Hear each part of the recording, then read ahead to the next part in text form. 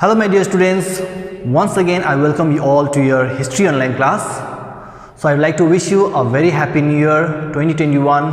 Hope this year brings a lot of happiness, joy and obviously a very good health for every one of us.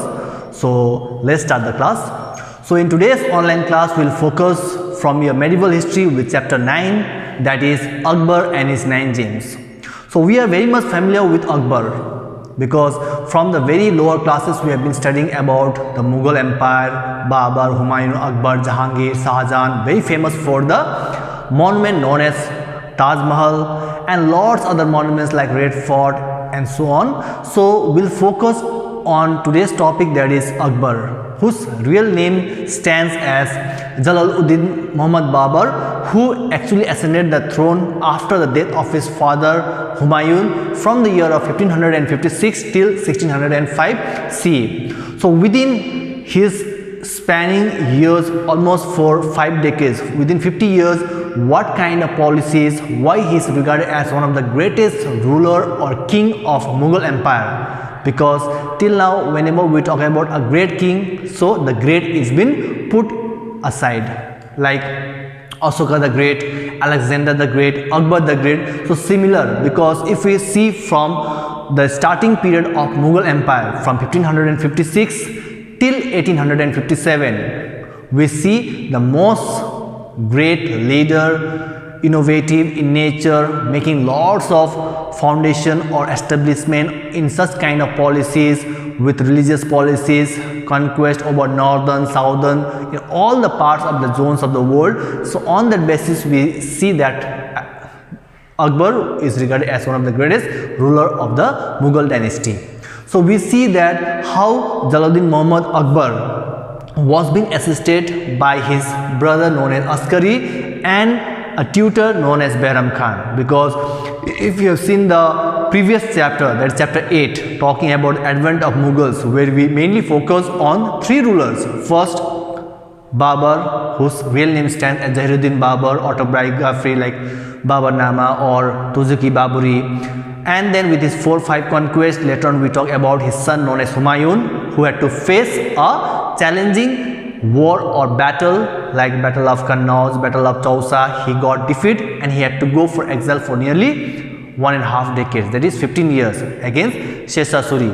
So after that we see, while he was going to Persia, he met a person known as Behram Khan, who became a very trusted general and a faithful friend. So he left this person Behram Khan on Akbar's how to guide him, how to instruct him for any such kind of battles that would come in instance. Next we focus that whenever we talk about Akbar, so second battle of Panipat is regarded as one of the greatest battle that he fought and he got victory. Because the first battle of Panipat was held in 1526 between Babur and Ibrahim Lodi.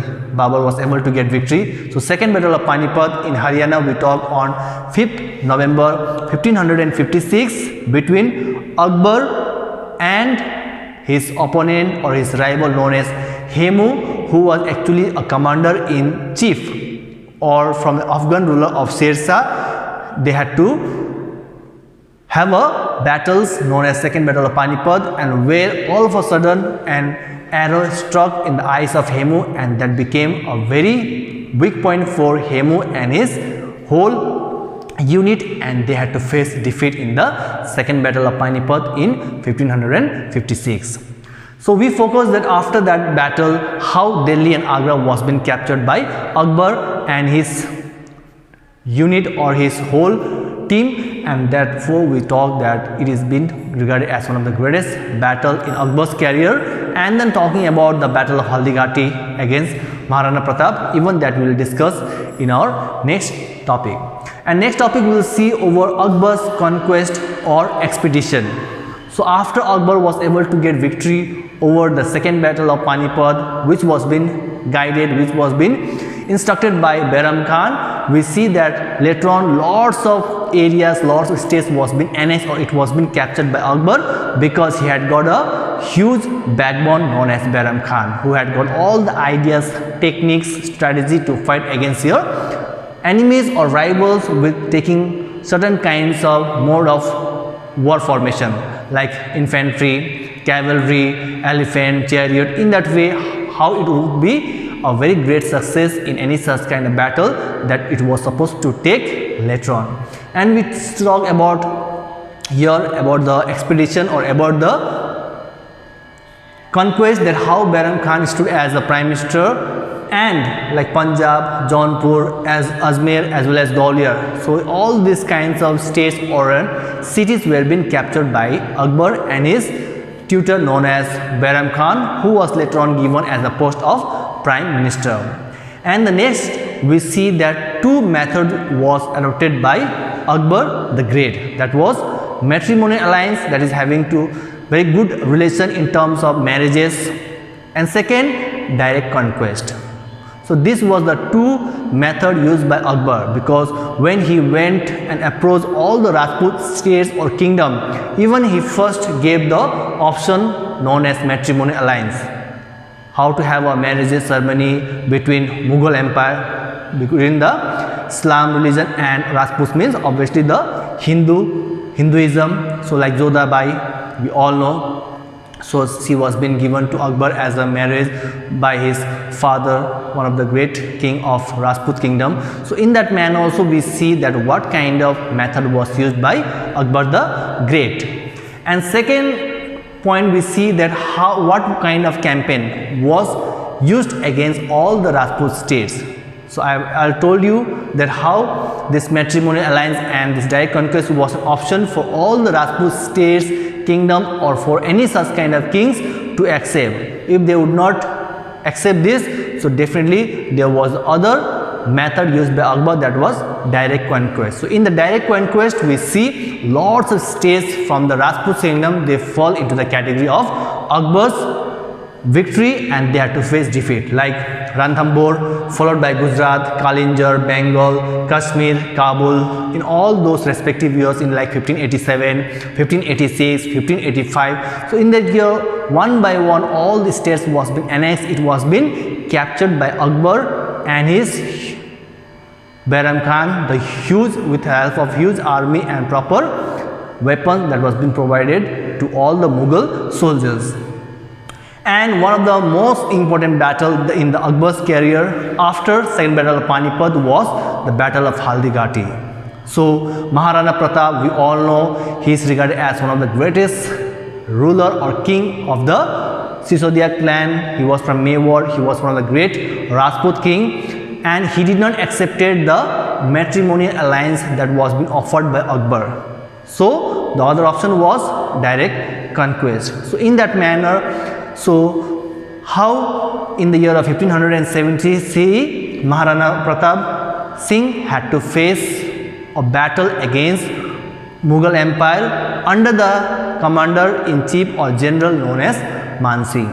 So both the armies from the Rajput as well as from the Mughal Empire, they fought against each other very bravely. It went for many months, but ultimately we get to see the conclusion or the consequences, or as a result, that how Man Singh was able to get victory over Maharana Pratap, where Maharana Pratap had to flee from that battlefield, and later on he came to capture some of the areas or some of the states that was being taken under him by Akbar as a king.